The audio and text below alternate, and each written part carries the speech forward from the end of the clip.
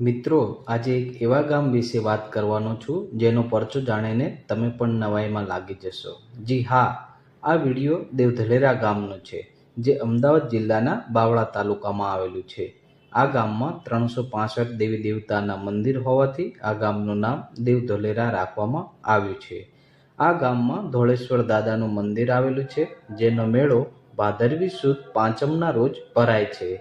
આ મહાદેવને વર્ષમાં એકવાર ગામમાં લાવવામાં આવે છે.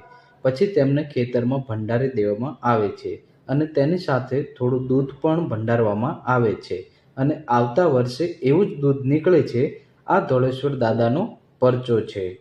તો તમને પણ જાણીને નવાઈ લાગીને? જી હા, મેં મારી નજરે જોયેલું છે અને આ ગામનું મંદિર ગામના ગેટ આગળ જ આવેલું છે. તો અવશ્ય આ ગામની મુલાકાત લેજો. જો વિડીયો ગમ્યો હોય તો લાઈક કરજો. Thank you.